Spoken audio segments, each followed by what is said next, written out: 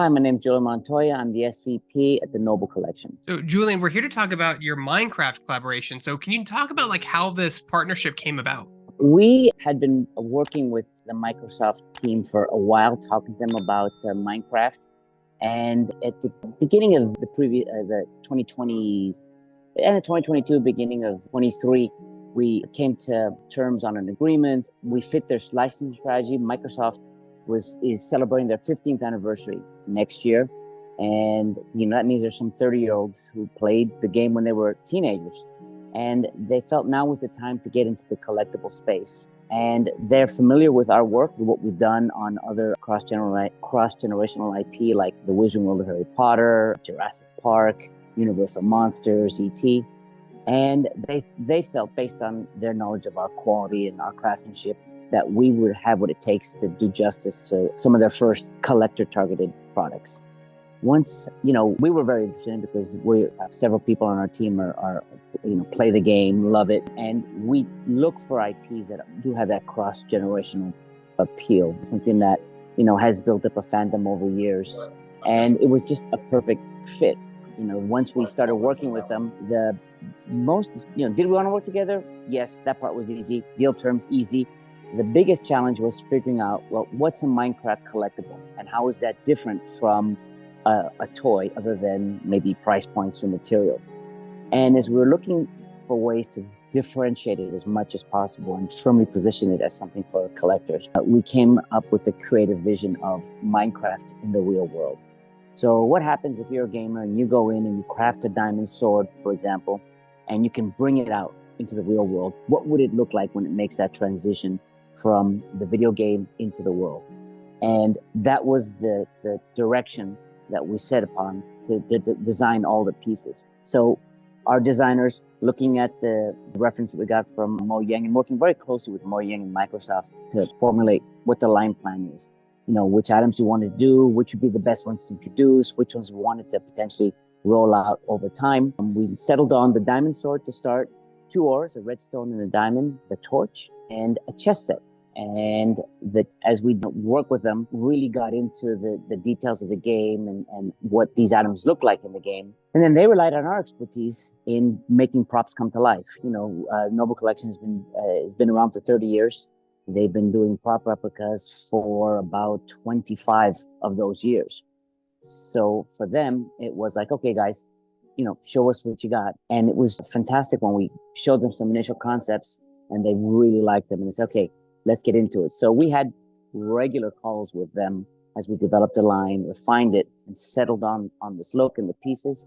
This showed them for the first time to consumers last year at Comic-Con, New York Comic-Con 2022, and the response was fantastic. So we knew we had something. So once we got that feedback from the fans, then we focused on just refining the product and getting them ready. And here we are a year later, finally making them available for fans to start to buy. The ones at Comic-Con could buy some pieces and take it home. We sold out of every piece that we brought. Actually had to bring in some additional inventory, but everything will be available on our website, Noble Collection, Amazon, wherever Noble Collection collectibles are sold in the next few days. And you mentioned, your company's no stranger to movie license IP with, Harry Potter. You even have some Batman stuff. Now, is this the first time you've dabbled in the video game space as far as licensing is concerned? First time on an IP that began life as a video game property and lives primarily as a video game property. We've done a couple of items from the Hogwarts Legacy game. There's a port key that we've turned into we made it a prop replica that's also a keychain. And that obviously only exists in the virtual world. And we've done items that live primarily in the video game. But this is the first time we worked on an IP that lives as a virtual property. Now, does having those big licenses, does that help you when other licensees come in and want to work with you, or when you reach out to these licensors and say you want to do something with their company or product, like Minecraft, for example, or Microsoft? I'll tell you what helps the most is, for us, what does the most for us is the quality of our products, our reputation, what people see when they see a Noble Collection product. So potential licensors are familiar with us. They know what we do. We get no shortage of people coming up to us saying, we'd love to work with you. We'd love you to do the set. And there's a lot of great IPs, but we've got unlimited bandwidth, and the development process for us is very consuming. We put a lot of heart and soul into into every single SKU we do. whether it's a $2,000 bronze Game of Thrones replica miniature of the Iron Throne or a $24 bendy fig. It's that same core in-house design team that develops each of those items. So if we're going to work on something, it needs to be something that we love, that we're excited about, because we know that the fans sense that when they see our product. They can tell if it's just something that was decisions made on a spreadsheet. This is, a combination of a lot of factors, but key being, we really want to work on this property because we love it. It's cross-generational. The fact that we work with studios like Warner Brothers, Universal, Sony, Lionsgate, all of that gives licensors a degree of comfort, because they know these studios are very particular as to who's going to be working on something like a prop replica for Harry Potter or for Jurassic Park. So that initial hurdle of, can we do it? That's not there on the Noble Collection. They see our product. They've seen us on, they've seen people, collecting our product.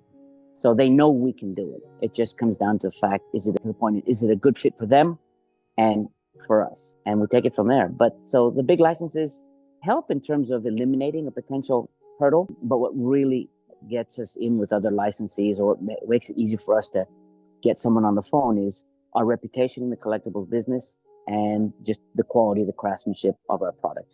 And your company's been working on this Minecraft license for a long, long time. Can you talk about why it's taken so long? Maybe can you talk about, your negotiations from prototype to mass production, and why when you first released it was very limited? So for us, one of the reasons we do choose these properties with cross-generational appeal is it does take us this long to develop the product. We're not going to rush it. We're not going to put the product out there unless we're satisfied that it meets our standards, which are, we like to think, as high as the fan standards. We know no one's got higher standards than the fans and the collectors. These are IPs that we work on that people love going into the world, and they love bringing parts of the world back into theirs with them, whether it's a Harry Potter wand or a Jurassic Park chess set or a Minecraft sword. So getting it right is key. And because we're working on properties that have this long appeal, as I say, fandom doesn't have an expiration date. People have been playing Minecraft for 15 years. They've waited 15 years for a diamond sword replica. If they're going to wait a few more months, as long as we deliver on their expectations, it's worth it. So we will put the time in that we need to get the product right. We've launched some products sometimes that end up coming near the end of a term sometimes, but once the product comes out, the licensor, I've always been very happy with it. The reception of the fans has been great. So renewing the license hasn't been a challenge for us to date. So we've been lucky in that regard. But no, it's not a race from our perspective. We can't rush craftsmanship, and you can't rush the creative approach to getting it right. These are IPs that matter to people. It's part of their lives. So you're held to a higher level of accountability when you're getting a collectible like that. It's a decision that they've made, that they want your product and they want to bring it into their home or their collection. So it's important not to disappoint them. And if you take a couple more weeks, a couple more months, so be it. Not everyone has that luxury. You're working on an IP where potentially it's a movie, and you're doing, for example, the action figures, and you need to be there, 6 weeks before the movie comes out. And they do a great job on the action figures, but they've been doing that for a long time. In our case, no one's done a diamond sword from Minecraft in the real world. So you're starting from scratch. So you're going to have to take the time to do it right. Now, from a consumer standpoint, if someone's on your website going through your catalog of products, or even like in your physical catalog you used to have on airplanes, I remember that a long time ago because I'm old. But Sky Mall. Yeah, Sky Mall. Like, what do you think is the biggest misconception from a consumer standpoint when they look at your products? Like Minecraft, for example, if they see that on your website, what do you think is the biggest misconception from a public view about a product? We have a fantastic in-house photography. We really sweat the details. So when you see our product on our website or catalog or online, that representation is our best foot forward as far as photography goes. What has been interesting, and this is something we learned as a result of being out on Comic-Con last year, is as good as our photography is, it still doesn't do our products justice. When we had items on display at New York Con, to see people oohing and awing over a chess set that we developed 20 years ago. We've had it 20 years in our line. It's not new, that Lord of the Rings Middle-earth chess set, the die cast in resin. But people still look at it almost like they've seen it for the first time. And they've seen the pictures. They just didn't realize how good it was in person. Part of that is the attention to the details that I mentioned earlier, we put into every product. There's stuff that just pictures don't do it justice, and when you see it, it makes a huge difference. And I was at San Diego Comic-Con, and somebody was looking at our Batman. We do a replica of the cowl from The Dark Knight, a resin piece on wood base. And the first question they asked was how much it was. When I told him the price, it was $250. He said, I thought it was $2,000. I said, no, it's affordable. All our products range in prices from the aspirational to the affordable. And this is pretty affordable for what it is. And then he said, when is it coming out? The answer is it's been out 15 years. So I was grateful to engage with a fan who let me know he had no idea that this product looked so good, and B, that it existed in the world. So that face-to-face time with fans and collectors is invaluable. We left this year's Comic-Con with a lot of product ideas, something that could be delivered for $10, all and up, of course. But yeah, it's seeing it in person. No matter how you think good it looks even better in person. And our wands are another example. Our wands photograph great. They cost $45 to $50. They look like they're worth $150, but they feel like $1 million. When you pick up one of our wands, you sense they're weighted. There's something special there. You can't have somebody pick up a wand, no matter how good it looks. If it feels like it's made out of regrind and it's hollow plastic or blow molded, it doesn't matter how good it looks. That's not going to deliver on their expectation. The wand is a special piece of the Harry Potter lore. It should feel special. So there are aspects of our product that just only fully can be appreciated in person, and if you have the ability to hold them, which you often can in a lot of the shops that carry our wands. Like if you go to the Harry Potter flagship store, you can actually hold the wands in your hand and get a feel for them. And I don't know if you'll be able to answer this, but I'm going to ask anyway, is, your company's been around for so long, and in that span, there's been multiple technological improvements on the molding and injection molding side. Stuff that you used to have to do in resin or die cast, you can now do in PVC plastic. How do those updates for molding and injection molding help your creative team design better products that are also more cost effective for the consumer? So at the end of the day, for us, the material is about what delivers the best look for the product. And the feel is important as well. Yes, we could make the wands probably out of plastic, but resin is part of what gives the feel. Resin is part of what lets us weight the wands. The digital sculpting has helped shorten some of the development times, or made it's easier to, as we're printing out prototypes, to scale up, scale it down. One thing that's been, we have our own in-house 3D printer, and, we print out some of the sculpts and realize that needs to be 10% bigger, 20% bigger, 10% smaller. And technology allows us to do that. And then once we're happy with the piece and it's been approved by the licensor, those are the digital files that are going to be used to cut steel and make the product. So there's no loss, degradation of quality from the thing you get approved. So not in terms of the flexibility of materials, not so much, just helping us make sure we get things right. Yes. And there is some cost savings in terms of, our in-house sculptors are able to, scale something up or scale something down pretty quickly using the technology that's available right now. It's funny you mention that, because we've come a long way from just the classic way of sculpting with sulfur-based clay. Because you're right, if you have to scale it up 10%, that's a whole new 6-week process to resculpt. And now you just kind of hit a button and it just increases the size. It's absolutely incredible what you can do with sculpting technology in 2023. Right. Sometimes, believe it or not, something as little as increasing or decreasing something by 10% requires some adjustment on the sculpt to get it right. Some details tend to either get lost or don't come out right at a certain scale. So it's important to get those right. But yeah, it does make it a lot easier than having to get some more clay and resculpted the pieces. So where can people find your new Minecraft products, and when will they be available to the general public? Because I know you had some exclusives at Comic-Cons in the past and certain events. Well, the Comic-Cons were just the first launch. So they were available there, and they were available at our store in London, in Covent Garden. We have a Noble Collection shop that sells all of our products. In the next 2 weeks, anyone should be able to find it on Noble Collection, Amazon.com. I know Barnes & Noble's going to be carrying the SKUs. So pretty much wherever you can find Noble Collection collectibles, you should expect to find these items. But NobleCollection.com and Amazon might be easiest for most people in terms of getting them as soon as we get them into our warehouses in Virginia and the West Coast. And then if this product line sells well and Microsoft is happy, are you guys going to make more Minecraft replicas and knickknacks and stuff for customers? We're already working on other items, and that was part of the product development. But in terms of, when we developed the sword, we knew going in that we're going to launch with that sword, but there are other swords that fans of the game are going to want. They want gold. Someone's going to want a wood sword. So some of the work we did in designing up front is going to allow us to do that quicker as we do other variants. And then we worked, of course, on a pickaxe. So pickaxe is in the work. But then as you put together a line list, you go, here's year 1, year 2, year 3. The response at New York Comic Con was promising enough to tell us, all right, we're going in the right direction. Minecraft fans have responded well to this look. They like it.